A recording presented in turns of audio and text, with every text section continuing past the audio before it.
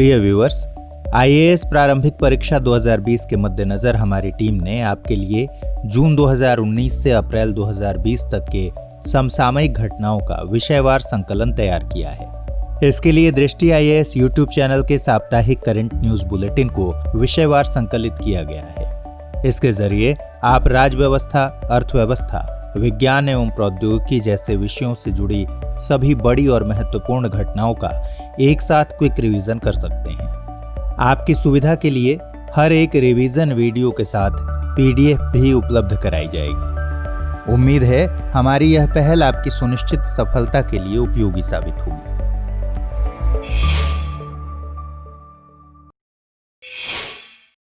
Bangkok में the quadrilateral security dialogue यानी quad की बैठक हाल ही में आयोजित की गई। बैठक में भारत, ऑस्ट्रेलिया, जापान और अमेरिका यानी क्वाड देशों ने प्राइवेट सेक्टर की क्षमता का भरपूर लाभ उठाने पर विचार विमर्श किया, जिससे चीन की इकोनॉमिक डिप्लोमेसी को संतुलित किया जा सके। क्वाड देशों की तरफ से बैठक में वरिष्ठ अधिकारियों ने हिस्सा लिया।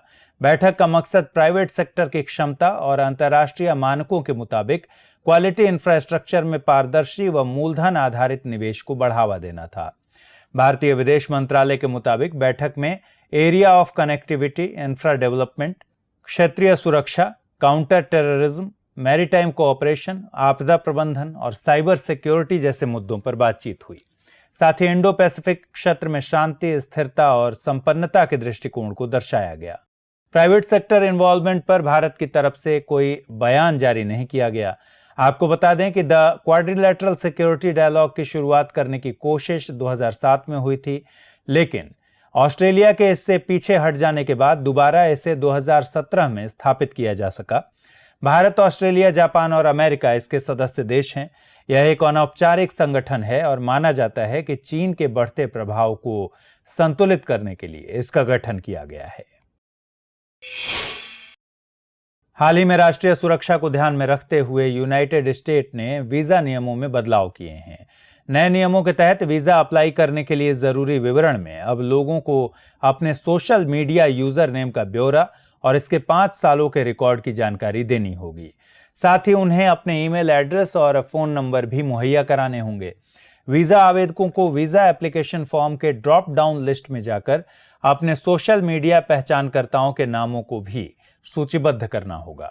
आवेदकों के पास यह बताने का भी विकल्प होगा कि वे सोशल मीडिया का उपयोग नहीं करते, लेकिन वीजा एप्लीकेशन में गलत जानकारी देने पर उन्हें सीरियस इमिग्रेशन कॉन्सिक्वेंसेस यानी गंभीर आव्रजन परिणाम भुगतने पड़ सकते हैं। गौरतलब है कि वीजा नियमों में ये बदलाव संयुक्त राज्य अमेरिका में आतंकवाद के खिलाफ निगरानी प्रणाली को मजबूत बनाने के उद्देश्य से किए गए हैं। भारत के संदर्भ में देखा जाए तो सालाना 1 मिलियन से भी अधिक नॉन इमिग्रेंट और इमिग्रेंट यूएस वीजा भारतीयों को दिए जाते हैं। अमेरिका द्वारा नॉन इमिग्रेंट वीजा जारी किए जाने के संदर्भ में भारत, चीन और मैक्सिको के बाद तीसरे पायदान पर है। आपको बता दें कि इमिग्रेंट वीजा ऐसे लोगों के लिए जारी किए जाते हैं जो अमेरिका में स्थायी रूप से रहना चाहते हैं, जबकि नॉन इमिग्रेंट वीजा उन लोगों को जारी किए जाते हैं जो पर्यटन, शिक्षा, इलाज अथवा व्यापार के लिहाज से अमेरिका में अस्थायी रूप से रहना चाहते हैं। हाल ही में रूस के राष्ट्रपति व्लादिमीर पुतिन ने अमेरिका के साथ नाभिकीय हथियार नियंत्रण समझौते को समाप्त करने की बात कही है। इस समझौते को न्यू स्टार्ट ट्रीटी के नाम से जाना जाता है। रूस का कहना है कि अगर अमेरिका ने इस ट्रीटी को रिन्यू करने में रुचि नहीं दिखाई तो वह इसे समाप्त करने के लिए तैयार है। इस संधि का पूरा नाम new strategic arms reduction treaty है। इस पर अमेरिका और रूस ने अप्रैल 2010 में हस्ताक्षर किए थे। न्यू स्टार्ट ट्रीटी ने 1991 की स्टार्ट 1 ट्रीटी का स्थान लिया था। इस संधि के तहत नाभिकीय वॉरहेड की संख्या को शीत युद्ध की सीमा से नीचे रखने का प्रावधान है। यह संधि 2021 में समाप्त होने वाली है। अपने कार्यकाल की दूसरी पारी की शुरुआत के साथ प्रधानमंत्री नरेंद्र मोदी अपनी पहली विदेश यात्रा पर मालदीव और श्रीलंका गए। मालदीव के राष्ट्रपति इब्राहिम मोहम्मद सोलिह से मुलाकात कर प्रधानमंत्री मोदी ने द्विपक्षीय सहयोग का भरोसा जताया। दोनों देशों के बीच हाइड्रोग्राफी और स्वास्थ्य समेत 6 महत्वपूर्ण मुद्दों पर समझौते हुए। भारतीय नौसेना और मालदीव राष्ट्रीय सुरक्षा बल के बीच वाइट शिपिंग इंफॉर्मेशन को साझा करने के लिए तकनीकी समझौता हुआ है। इससे वाणिज्यिक और गैर वाणिज्यिक जलयानों के परिचालन के बारे में पूर्व सूचना साझा की जा सकेगी। एक दूसरे समझौते के तहत भारत का सिविल सेवा प्रशिक्षण संस्थान अगले 5 सालों में मालदीव के 1000 सिविल सेवकों को प्रशिक्षण देगा। इस प्रशिक्षण कार्यक्रम का पूरा खर्च भारत का विदेश मंत्रालय उठाएगा। इस दौरे में प्रधानमंत्री मोदी ने मालदीव की संसद मजलिस को भी संबोधित किया। राष्ट्रपति सोलेह ने प्रधानमंत्री मोदी को मालदीव के सर्वोच्च सम्मान रूल ऑफ निशान-ए-जुद्दीन से सम्मानित किया। इधर मालदीव के बाद प्रधानमंत्री ने श्रीलंका का भी दौरा किया। प्रधानमंत्री मोदी ईस्टर आतंकी हमले के बाद श्रीलंका जाने वाले किसी भी देश के पहले प्रमुख नेता हैं। अपनी यात्रा के दौरान उन्होंने श्रीलंका के राष्ट्रपति मैत्रीपाल सिरिसेना से द्विपक्षीय बातचीत की। राष्ट्रपति सिरिसेना ने प्रधानमंत्री मोदी को बुद्ध की समाधिस्थ मुद्रा वाली मूर्ति उपहार स्वरूप भेंट की।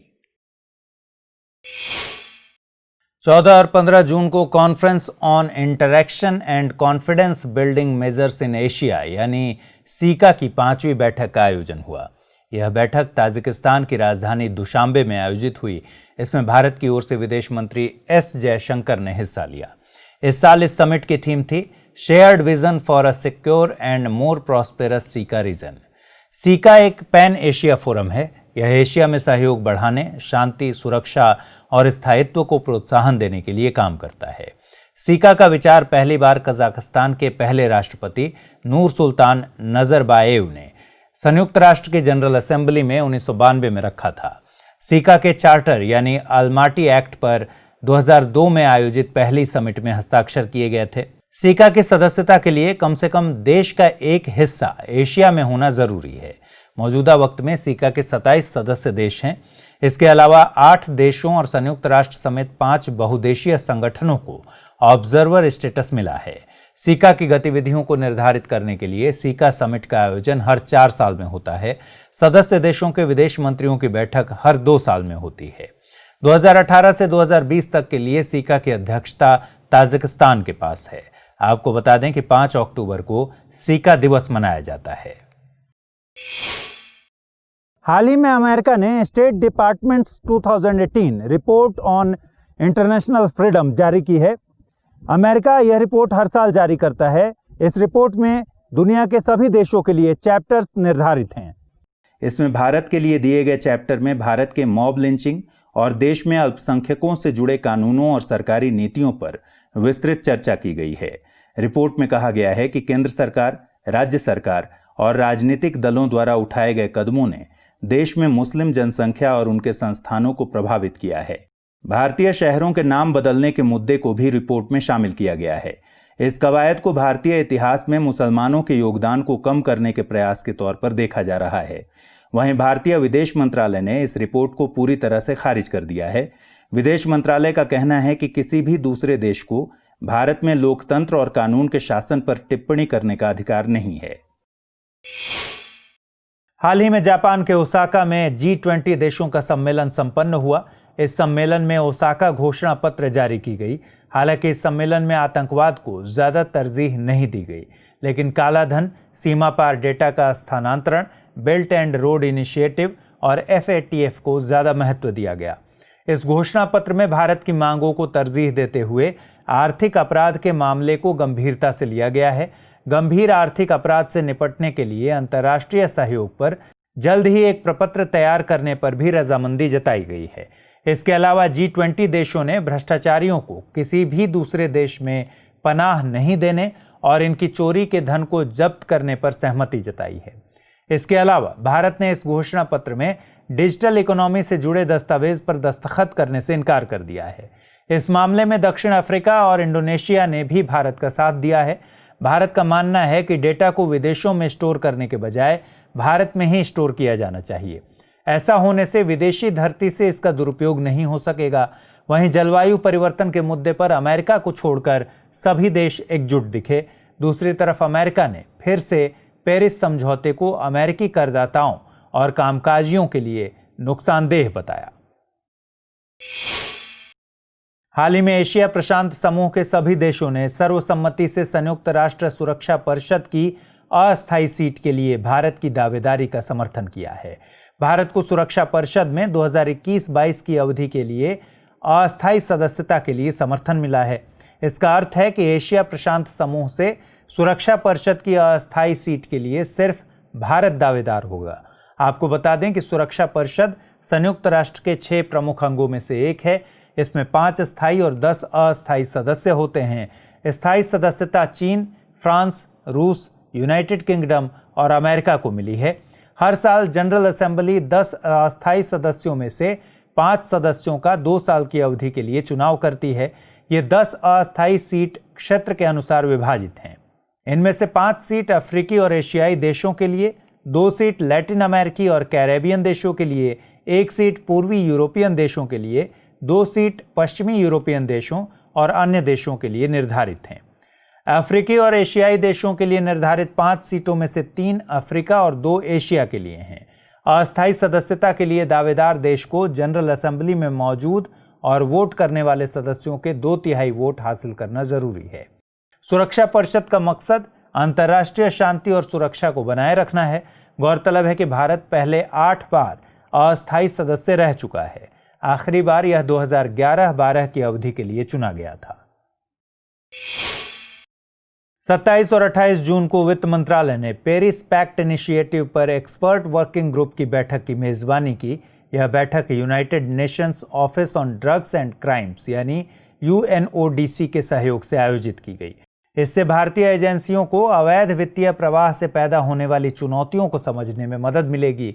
पेरिस पैक्ट इनिशिएटिव 58 देशों और 23 अंतर्राष्ट्रीय संगठनों का एक समूह है। यह पहल 2003 में शुरू हुई थी। ये देश और संगठन अफगानिस्तान से शुरू होने वाले मादक पदार्थों की तस्करी से निपटने के लिए कॉमन एंड शेयर्ड रिस्पॉन्सिबिलिटी के सिद्धांत के आधार पर नीति निर्माण और कार्यान्वयन दोनों स्तरों पर एक साथ काम करते हैं। यह सदस्य देशों और अंतर्राष्ट्रीय संगठनों को सहयोग के लिए एक मंच देता है। आपको बता दें कि UNODC की स्थापना United Nations Drug Control Programme और Centre for International Crime Prevention का विलय करके 1997 में की गई थी। यह अवैध दवाओं और अंतर्राष्ट्रीय अपराध और आतंकवाद से निपटने में सदस्य देशों की मदद करता है। सऊदी अरब FATF की पूर्ण सदस्यता पाने वाला पहला अरब देश बन गया है। FATF यानी फाइनेंशियल एक्शन टास्क फोर्स के प्लेनरी मीटिंग में सऊदी अरब को यह सदस्यता प्रदान की गई।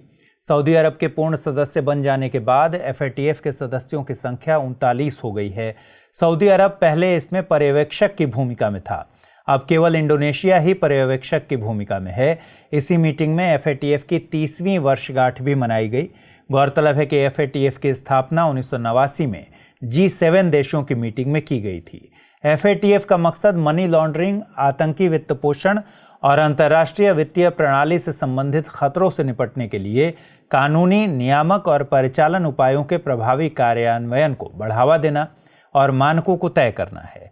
FATF अपनी सिफारिशों को लागू करने में देशों की प्रगति की निगरानी भी करता है। साथ ही मनी लॉन्ड्रिंग और आतंकी वित्त पोषण तकनीकों की समीक्षा करता है। मौजूदा वक्त में ईरान और उत्तरी कोरिया FATF के तहत प्रतिबंधित देश हैं और खबरों के मुताबिक FATF ने पाकिस्तान को भी प्रतिबंधित करने की धमकी दी है। आपको बता दें कि भारत 2010 से ही FATF का सदस्य है। हाल ही में भारत ने कुवैत को अपने प्रमुख इंजीनियरिंग कॉलेजेस की लिस्ट भेजी है। दरअसल कुवैत की public authority of man power ने पिछले साल एक सर्कुलर जारी किया था। इस सर्कुलर में वहां के लेबर डिपार्टमेंट को हिदायत दी गई थी कि बाहरी देशों के इंजीनियर्स को नो ऑब्जेक्शन सर्टिफिकेट के बिना काम करने से रोका जाए। भारतीय इंजीनियर्स को नो ऑब्जेक्शन सर्टिफिकेट उसी स्थिति में दिया जाना है जब उन्होंने भारत में नेशनल बोर्ड ऑफ एक्रीडिटेशन यानी NBA से मान्यता प्राप्त संस्थान से डिग्री ली हो। ऐसी स्थिति में कुवैत में काम करने वाले हजारों भारतीय इंजीनियरों की नौकरी खतरे में पड़ गई है। इसमें IIT से पढ़ने वाले इंजीनियर्स भी शामिल हैं। इसी के मद्देनजर उच्च स्तरीय भारतीय शिष्टमंडल कुवैत भेजा गया। NBA से गैर मान्यता प्राप्त प्रमुख संस्थानों और राष्ट्रीय महत्व के संस्थानों की सूची कुवैत को उपलब्ध कराई गई है। आपको बता दें कि भारत में इंजीनियरिंग कोर्सेज को मान्यता देने का काम NBA करता है, जबकि विश्वविद्यालयों और सामान्य कॉलेजेस को मान्यता देने का काम नेशनल असेसमेंट एंड एग्रीडिटेशन काउंसिल की तरफ से होता है। देश में आईआईटी और इंडियन इंस्टीट्यूट ऑफ साइंस अपने इंजीनियरिंग कोर्सेज के लिए एनबीए से मान्यता नहीं लेते। एनबीए शुरुआती तौर पर all India council of technical education यानी एआईसीटीई एक्ट के तहत 1994 में स्थापित की गई थी। जनवरी 2010 से यह एक स्वायत्त निकाय के तौर पर काम कर रहा है। यह 2014 से वॉशिंगटन एकॉर्ड का परमानेंट सिग्नेटरी है। वॉशिंगटन एकॉर्ड इंजीनियरिंग डिग्री कार्यक्रमों को मान्यता देने वाले निकायों के बीच एक अंतर्राष्ट्रीय समझौता है। हाल ही में इंटरनेशनल लेबर ऑर्गेनाइजेशन यानी आईएलओ ने एक महत्वपूर्ण रिपोर्ट जारी की है। इसका शीर्षक है working on a warmer planet, the impact of heat stress on labour productivity and decent work. इस रिपोर्ट के मुताबिक 2030 तक वैश्विक स्तर पर काम करने के कुल घंटों में प्रतिवर्ष 2% से ज्यादा की दर से कमी आ जाएगी। ऐसा हीट स्ट्रेस के बढ़ते प्रभाव की वजह से होगा। 21वीं सदी के अंत तक 1.5 डिग्री सेल्सियस तक तापमान वृद्धि और लेबर फोर्स ट्रेंड के आधार पर यह अनुमान लगाया गया है। रिपोर्ट के मुताबिक 2030 में उच्च तापमान के कारण 2.2% टोटल वर्किंग आवर्स का नुकसान होगा।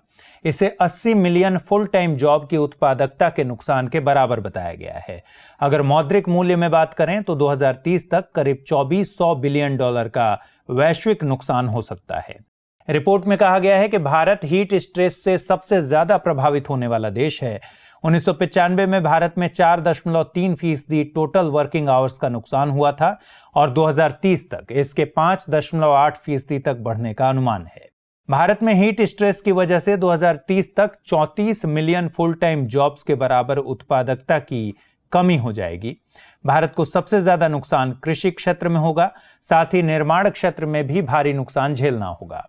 हीट स्ट्रेस की परिभाषा के अंतर्गत सामान्य तौर पर 35 डिग्री सेल्सियस से ज्यादा तापमान वाले उच्च आर्द्रता वाले क्षेत्र आते हैं।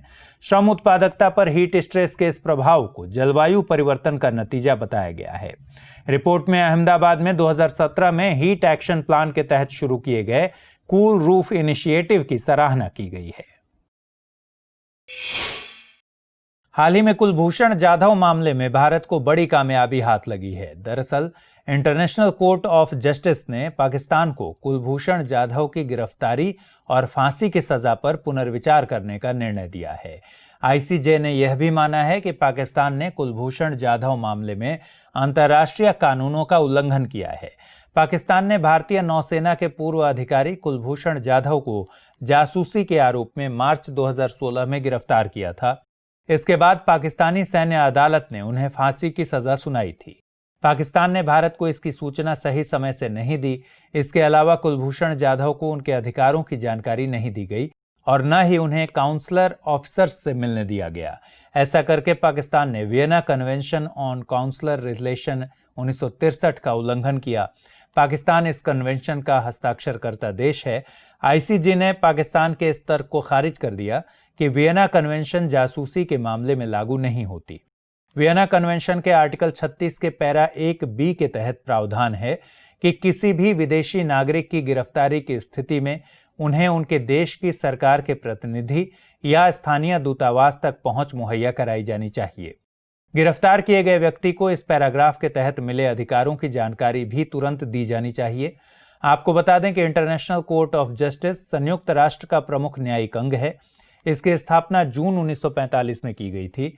यह संयुक्त राष्ट्र के 6 प्रमुख अंगों में से एकमात्र है जो न्यूयॉर्क में नहीं है। यह नीदरलैंड के हेग में है। इसमें 15 जज होते हैं। इनका कार्यकाल 9 साल का होता है। इसकी कार्यालयी भाषा अंग्रेजी और फ्रेंच है। यह अंतर्राष्ट्रीय कानूनों के मुताबिक विभिन्न देशों द्वारा लाए गए विवादों को सुलझाता है। साथ ही यह संयुक्त राष्ट्र के अंगों के द्वारा भेजे गए कानूनी प्रश्नों पर सलाह देता है। यूनियन कैबिनेट ने United Nations convention on international settlement agreement से रिजल्टिंग फ्रॉम मीडिएशन को भारत द्वारा हस्ताक्षरित करने की मंजूरी दे दी है। इस कन्वेंशन को संयुक्त राष्ट्र महासभा ने 20 दिसंबर 2018 को अपनाया था। आगामी 7 अगस्त को इसे सिंगापुर में हस्ताक्षर के लिए रखा जाएगा। इसके बाद इसे सिंगापुर कन्वेंशन ऑन मीडिएशन के नाम से जाना जाएगा। भारत द्वारा इस कन्वेंशन पर हस्ताक्षर होने से निवेशकों के विश्वास में इजाफा होगा। इसके अलावा विदेशी निवेशकों के मन में भारत को लेकर एक सकारात्मक छवि बनेगी कि भारत विवाद समाधान के लिए प्रतिबद्ध है। यह कन्वेंशन अंतर्राष्ट्रीय समझौतों से उत्पन्न विवादों के निपटारे के लिए ढांचा मुहैया कराता है। गौरतलब है कि इसी विषय से जुड़ा the new Delhi international centre for arbitration bill Lok Sabha और राज्यसभा से पारित कर दिया गया है। इसमें new Delhi international centre for arbitration centre को स्थापित करने का प्रावधान है। हाल ही में भारत सरकार द्वारा संविधान के अनुच्छेद 370 के संबंध में किए गए फैसले का पाकिस्तान ने विरोध किया है। पाकिस्तान के विदेश मंत्रालय ने कहा है कि कोई भी एक तरफा कदम जम्मू कश्मीर के विवादित स्टेटस को बदल नहीं सकता। पाक प्रधानमंत्री ने इसके लिए संयुक्त राष्ट्र सुरक्षा परिषद के कश्मीर पर रिजोल्यूशन 47 का हवाला दिया है। इसके चलते एक बार फिर रिजोल्यूशन 47 चर्चा में आ गई है। अक्टूबर 1947 में पाकिस्तानी आर्मी द्वारा साधारण वेशभूषा में कश्मीर पर आक्रमण करने के बाद राजा हरि सिंह ने भारत से सहायता मांगी थी और भारत में विलय के लिए विलय पत्र पर हस्ताक्षर किए थे। 1947-48 में कश्मीर में पहले युद्ध के बाद भारत ने इस मामले की शिकायत संयुक्त राष्ट्र सुरक्षा परिषद में की थी। संयुक्त राष्ट्र सुरक्षा परिषद ने इस मामले के लिए इन्वेस्टिगेशन काउंसिल का आकार बढ़ाते हुए इसमें 5 स्थायी सदस्यों के साथ 6 सदस्य और जोड़े थे। संयुक्त राष्ट्र ने रिजोल्यूशन 47 के तहत पाकिस्तान और भारत के लिए कुछ दिशा निर्देश दिए थे। इसमें पाकिस्तान को अपनी सेना और कबायलियों को वापस बुलाना था जो कश्मीर में आक्रमण के मकसद से घुस आए थे और भविष्य में ऐसी किसी गतिविधि को रोकना था। भारत के लिए भी इसमें कई निर्देश थे। भारत को पाकिस्तानी आक्रमणकारियों के लौटने के बाद अपनी सेना को धीरे धीरे यहां से एक न्यूनतम संख्या तक कम करना था। इसके लिए यूएनएससी के सामने एक योजना प्रस्तुत करनी थी। इसके बाद जम्मू कश्मीर में एक जनमत संग्रह होना था। इससे जम्मू कश्मीर की जनता का भारत या पाकिस्तान में विलय के मुद्दे पर मत सामने आ पाता। भारत और पाकिस्तान दोनों ने रिजोल्यूशन 47 पर आपत्ति जताई थी। भारत का मानना था कि इस रिजोल्यूशन में इस बात को दरकिनार किया गया कि पाकिस्तान ने जम्मू कश्मीर पर आक्रमण किया और राजा हरि सिंह ने भारत में विलय पत्र पर हस्ताक्षर किए हैं। जलवायु परिवर्तन पर बेसिक देशों की 28वीं मंत्री स्तरीय बैठक 14 से 16 अगस्त के बीच आयोजित हुई। यह बैठक ब्राजील के साओ पोलो में हुई। भारत से इस बैठक में केंद्रीय पर्यावरण वन एवं जलवायु परिवर्तन मंत्री प्रकाश जावड़ेकर ने हिस्सा लिया। बैठक में बेसिक देशों ने जलवायु परिवर्तन के मुद्दे पर अपनी चिंता जाहिर की। इस दौरान मंत्रियों ने क्योटो प्रोटोकॉल और पेरिस समझौते का कार्यान्वयन करने के लिए अपनी प्रतिबद्धता जताई। बेसिक देशों ने बैठक में विकसित देशों से अपनी जलवायु वित्तीय प्रतिबद्धताओं को पूरा करने के लिए भी कहा। आपको बता दें कि बेसिक ब्राजील, दक्षिण अफ्रीका, भारत और चीन देशों का समूह है। यह समूह 28 नवंबर 2009 को इन 4 देशों के बीच एक समझौते पर हस्ताक्षर के बाद अस्तित्व में आया था। इस समझौते पर हस्ताक्षरकर्ता देश उस साल होने वाले कोपेनहेगन समिट में साथ काम करने के लिए प्रतिबद्ध हुए थे। बेसिक देश दुनिया के 1/3 भौगोलिक क्षेत्र और लगभग 40% जनसंख्या का प्रतिनिधित्व करते हैं। बेसिक समूह जलवायु परिवर्तन से निपटने के लिए यूएनएफसीसीसी में एक साथ खड़े रहने वाले समूहों में से एक हैं। बेसिक देशों की अगली यानी 29वीं मंत्री स्तरीय बैठक चीन में होनी है। बीते दिनों रक्षा मंत्री श्री राजनाथ सिंह के द्वारा दिए गए बयान के कारण भारत की परमाणु नीति एक बार फिर से चर्चा का विषय बनी। रक्षा मंत्री ने कहा था कि भारत अभी भी नो फर्स्ट यूज की नीति पर चल रहा है, लेकिन भविष्य में बदलाव की संभावना से भी इनकार नहीं किया जा सकता। वर्ष 1998 में पोखरण में अपने दूसरे परमाणु परीक्षण के बाद वर्ष 1999 में भारत ने नो फर्स्ट यूज की नीति की घोषणा की थी। इस नीति के साथ भारत ने किसी भी देश के विरुद्ध पहला परमाणु हमला न करने की बात कही थी। साथ ही किसी गैर परमाणु हथियार वाले देश के विरुद्ध परमाणु हथियारों का उपयोग न करने की प्रतिबद्धता भी दोहराई थी। लेकिन भारत या भारतीय सेना के विरुद्ध परमाणु, जैविक या रासायनिक हमला होने की स्थिति में भारत द्वारा किया गया प्रहार बड़े पैमाने पर विध्वंसकारी और अस्वीकार्य क्षति करने वाला होगा। आपको बता दें कि भारत ने परमाणु हमला करने से संबंधित निर्देश, नियंत्रण और परिचालन के लिए न्यूक्लियर कमांड अथॉरिटी की स्थापना की है, जो केंद्रीय मंत्रिमंडल की सुरक्षा समिति के अंतर्गत कार्यरत है। बदलते क्षेत्रीय भू राजनीतिक परिदृश्य में पाकिस्तान द्वारा भारत को आए दिन परमाणु हमलों की धमकी और चीन की अस्पष्ट परमाणु नीति ने भारत को अपनी परमाणु नीति पर फिर से विचार करने के लिए विवश किया है। हाल ही में फ्रांस के बियार्ड्स शहर में 45वें G7 सम्मेलन का आयोजन किया गया। इस बार शिखर सम्मेलन में चर्चा का मुख्य विषय असमानता के खिलाफ लड़ाई रहा। सम्मेलन में आय एवं लैंगिक असमानता के साथ साथ जैव विविधता के बारे में भी चर्चा को प्रमुखता दी गई। खास बात यह है कि भारत के प्रधानमंत्री ने भी इस बार G7 सम्मेलन में शिरकत किया। दरअसल भारत G7 समूह का हिस्सा नहीं है, लेकिन फ्रांस के राष्ट्रपति एमेनुएल मैक्रों ने भारत के प्रधानमंत्री को व्यक्तिगत तौर पर आमंत्रित किया था।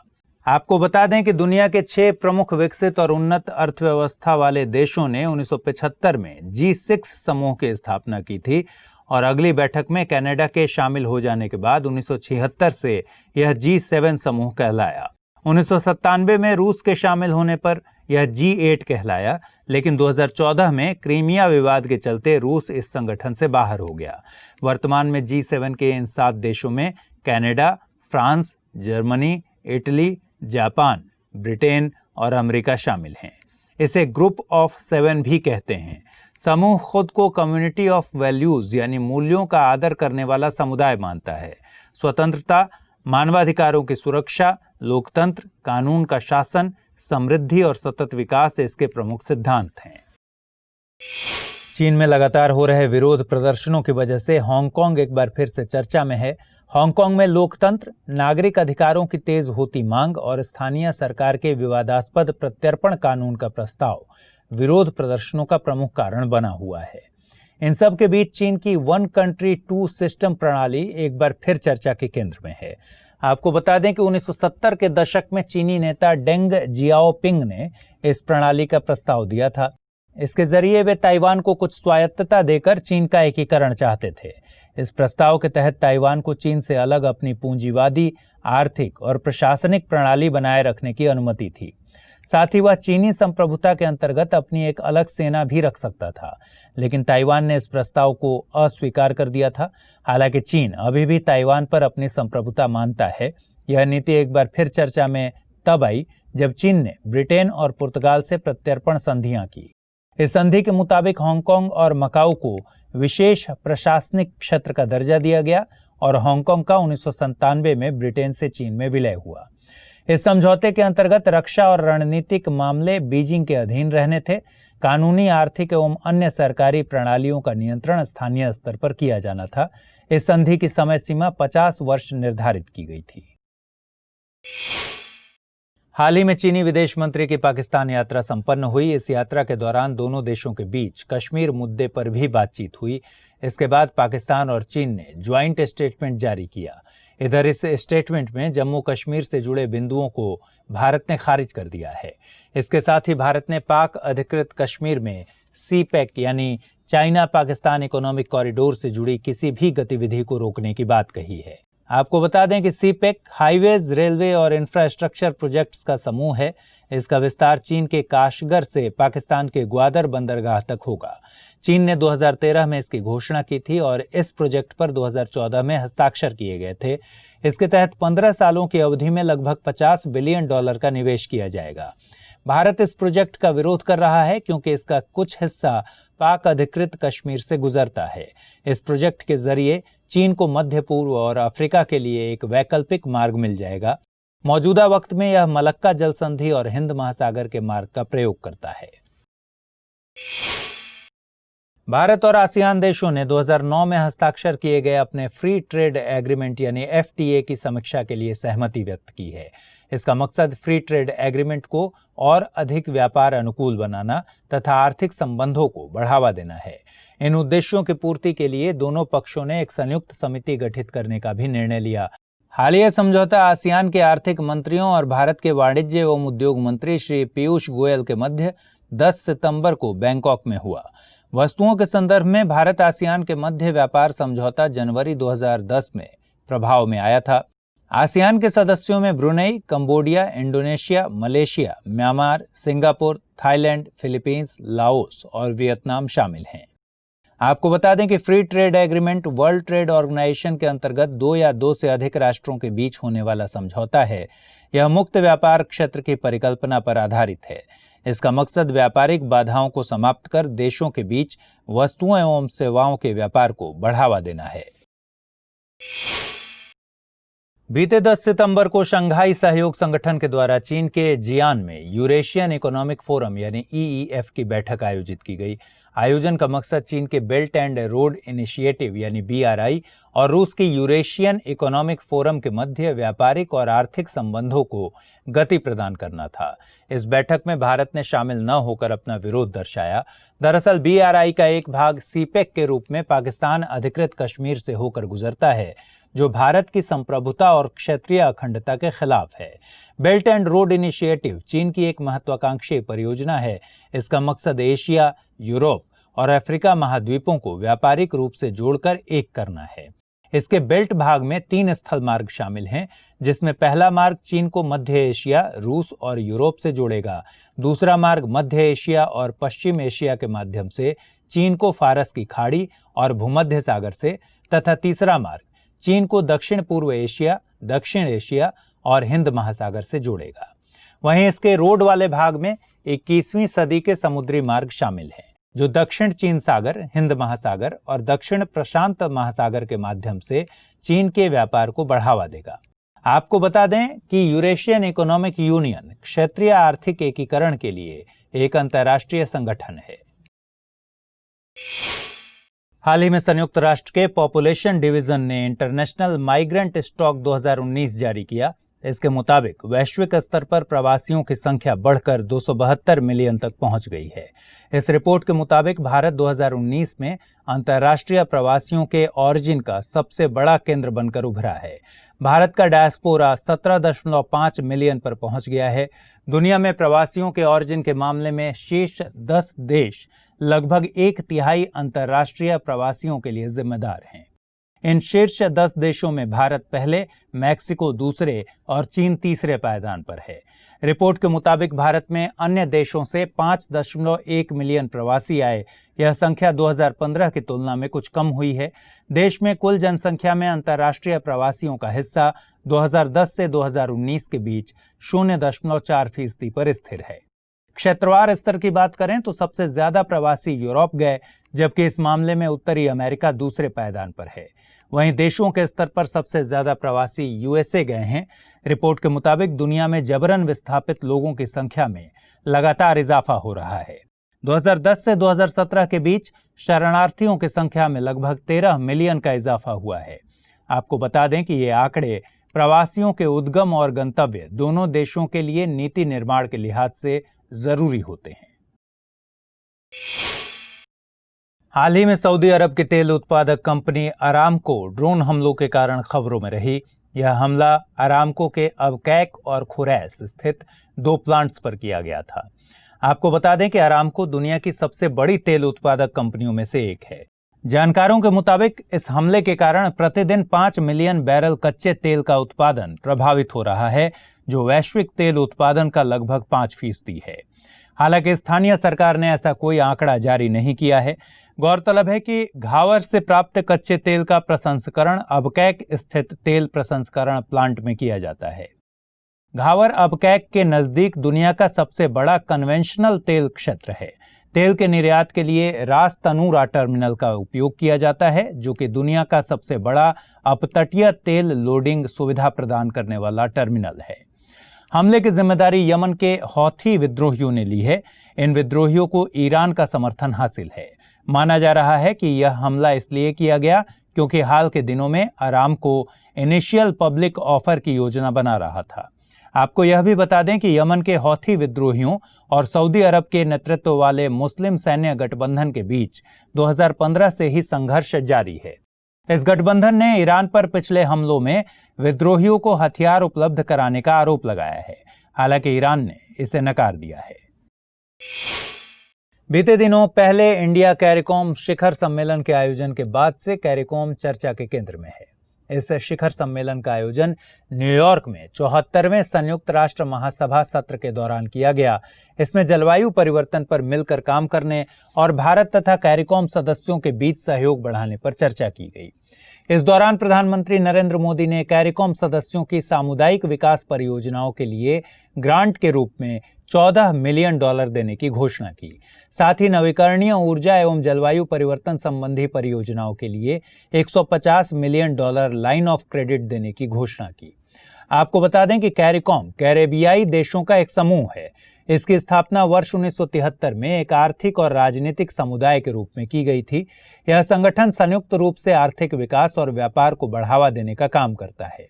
इस समूह में 15 सदस्य देश और 5 सहयोगी देश हैं। इन सदस्य देशों में एंटीगुआ और Barbuda, Bahamas, Barbados, Belize, Dominica, Grenada, Guyana, Haiti, Jamaica, Suriname, Trinidad और टोबैगो जैसे देश प्रमुख हैं। हाल ही में बांग्लादेश की प्रधानमंत्री शेख हसीना ने भारत का दौरा किया। इस दौरे पर उन्होंने नई दिल्ली में संपन्न हुई भारत बांग्लादेश बिजनेस फोरम में हिस्सा लिया। इसके अलावा भारत के प्रधानमंत्री से मुलाकात के दौरान दोनों देशों के बीच कोस्टल सर्विलांस रडार सिस्टम यानी CSRS पर MOU सहित 7 समझौते हुए।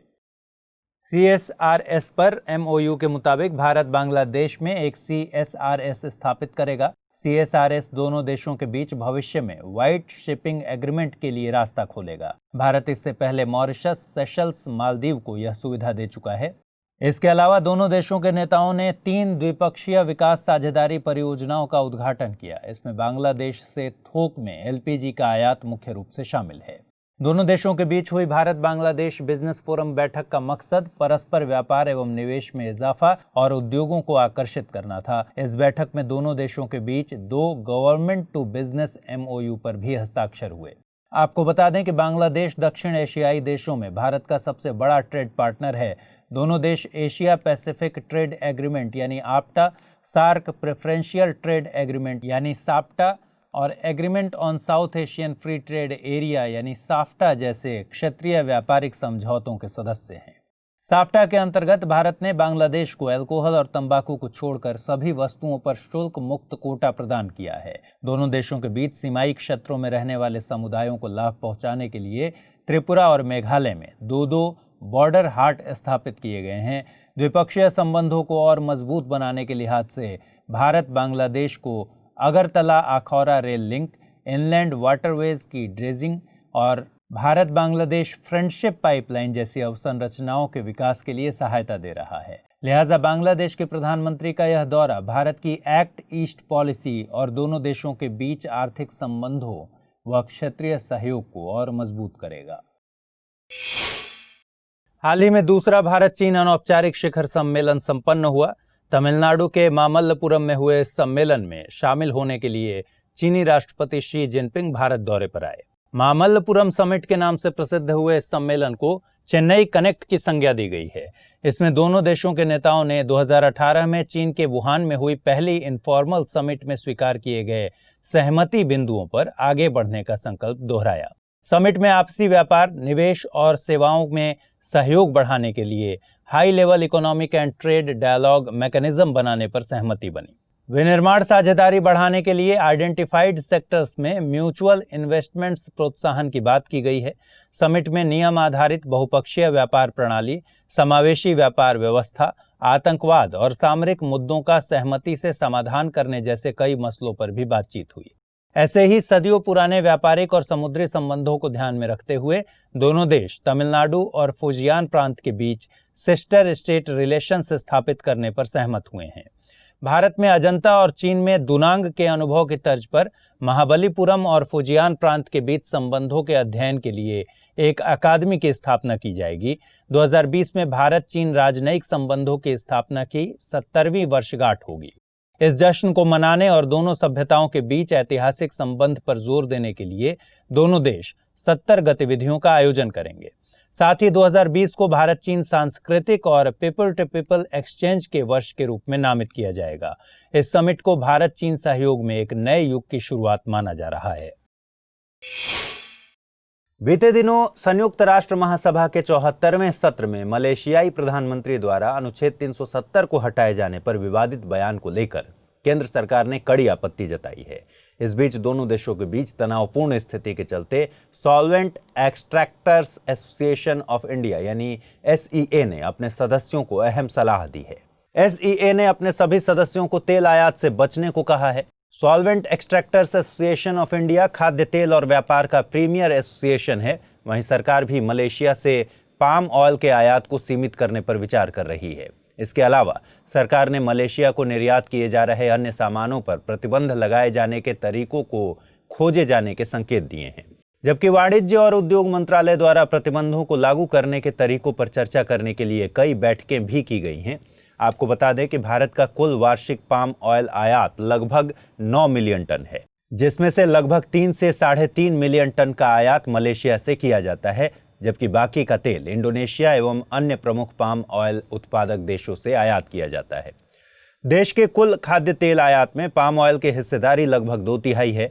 वहीं औद्योगिक आंकड़ों के अनुसार वर्ष 2019 के पहले 9 महीनों में भारत 3.9 मिलियन टन के साथ मलेशियाई पाम ऑयल का सबसे बड़ा आयातक था। हाल ही में केंद्रीय स्वास्थ्य एवं परिवार कल्याण मंत्री डॉक्टर हर्षवर्धन जापान दौरे पर रहे। इस दौरे पर उन्होंने जापान के प्रधानमंत्री के विशेष सलाहकार के साथ एक बैठक में हिस्सा लिया। इस दौरान दोनों देशों द्वारा मानव संसाधन विकास और हेल्थ केयर सहित अन्य क्षेत्रों में सहयोग पर कई प्रोजेक्ट्स प्रस्तुत किए गए। दरअसल पिछले साल जापान में दोनों देशों के बीच हेल्थ केयर एंड वेलनेस पर दूसरा सहयोग समझौता यानी मेमोरेंडम ऑफ कोऑपरेशन पर हस्ताक्षर हुआ था। प्रधानमंत्री मोदी द्वारा यह यात्रा भारत की आयुष्मान भारत योजना और जापान की Asia health and well being initiative के मद्देनजर की गई थी। आपको बता दें कि जापान सरकार ने Asia health and well being initiative यानी AHWIN को साल 2016 में लॉन्च किया था। इसका मकसद एशियाई क्षेत्र में सतत और आत्मनिर्भर हेल्थ केयर सिस्टम को बढ़ावा देने के लिए द्विपक्षीय और क्षेत्रीय सहयोग को प्रोत्साहित करना है। सतत विकास लक्ष्य 3 से समानता रखने वाली जापान की इस पहल का लक्ष्य एक मजबूत और स्वस्थ समाज का निर्माण करना है। पिछले दिनों भारत के साथ बढ़ी तल्खी के बीच पाकिस्तान ने डाक सेवाओं को बंद कर दिया था। हाल ही में केंद्रीय मंत्री रविशंकर प्रसाद ने इस एकतरफा निर्णय को अंतर्राष्ट्रीय कानून का उल्लंघन बताया है। गौरतलब है कि पाकिस्तान ने 27 अगस्त से ही पोस्टल मेल्स की आवाजाही बंद कर रखी है। अंतर्राष्ट्रीय स्तर पर पोस्टल सेवाओं के लिए नियम बनाने का काम यूनिवर्सल पोस्टल यूनियन यानी UPU करता है। यह अंतर्राष्ट्रीय डाक सेवाओं के लिए चार्जेस भी तय करता है। UPU के नियमों के तहत जब कोई देश किसी देश के साथ पोस्टल सेवाएं निलंबित करने का निर्णय लेता है तो उसे दूसरे देश के ऑपरेटर को पहले से सूचना देनी होती है। अगर संभव हो तो उस अवधि की भी जानकारी देनी चाहिए जितने समय के लिए ये सेवाएं निलंबित की जा रही हैं। ऐसी सूचना UPU के इंटरनेशनल ब्यूरो को भी देनी चाहिए। UPU के नियमों के अलावा भारत पाकिस्तान के बीच पोस्टल एक्सचेंज पर 3 द्विपक्षीय समझौते भी हैं। ये समझौते हैं exchange of value payable article 1948, exchange of postal article 1974 और इंटरनेशनल स्पीड पोस्ट एग्रीमेंट 1987। इनमें भी सेवाओं के निलंबन के पहले सूचना देने का प्रावधान शामिल है। आपको बता दें कि UPU की स्थापना 1874 में हुई थी। इसके 192 सदस्य हैं और इसका मुख्यालय स्विट्जरलैंड के बर्न में है। UPU 4 निकायों से मिलकर बना है। ये निकाय हैं Congress, council of administration, postal operation council और इंटरनेशनल ब्यूरो। भारत ने 1876 में UPU की सदस्यता ली थी। पाकिस्तान भी UPU का सदस्य है। हाल ही में प्रधानमंत्री नरेंद्र मोदी सऊदी अरब के दौरे पर रहे। साल 2016 के बाद पीएम की सऊदी अरब की यह दूसरी यात्रा थी। दोनों देशों ने आपसी रिश्तों को मजबूत बनाते हुए एक महत्वपूर्ण स्ट्रेटेजिक पार्टनरशिप काउंसिल की स्थापना की है। साथ ही अंतर्राष्ट्रीय आतंकवाद और तेजी से बदलते भू राजनीतिक परिदृश्य को देखते हुए कुछ महत्वपूर्ण समझौतों पर भी हस्ताक्षर किए गए हैं। भारत और सऊदी अरब रक्षा उद्योग क्षेत्र में बेहतर सहयोग पर जोर दे रहे हैं। इसके अलावा पश्चिमी हिंद महासागर क्षेत्र में भारत के इंडो पैसिफिक विजन के नजरिए से दिसंबर 2019 से जनवरी 2020 के दौरान दोनों देशों के बीच पहला संयुक्त नौसैन्य अभ्यास भी आयोजित किया जाएगा। ऐसे में पीएम का यह दौरा दोनों देशों के बीच उभरती रक्षा साझेदारी को और मजबूत करेगा। दौरे पर दोनों देशों के बीच मेडिसिन और डिप्लोमेटिक एकेडमीज सहित 12 क्षेत्रों में अहम समझौते हुए हैं। फ्यूचर इन्वेस्टमेंट इनिशिएटिव सम्मेलन के मद्देनजर दोनों देशों के बीच $15 बिलियन के निवेश समझौते पर हस्ताक्षर किए गए हैं। साथ ही भारतीय समुदाय के अलावा उमराह और हज यात्रियों की सुविधा के लिए दोनों ने मिलकर रुपे कार्ड भी लॉन्च किया। आपको बता दें कि सऊदी अरब में भारतीय समुदाय के 2.6 मिलियन लोग रहते हैं और ये हर साल देश में लगभग $11 बिलियन की धनराशि रेमिटेंस के तौर पर भेजते हैं। लिहाजा रुपे कार्ड की लॉन्चिंग से दोनों देशों के बीच पीपल टू पीपल रिश्ते और गहरे होंगे।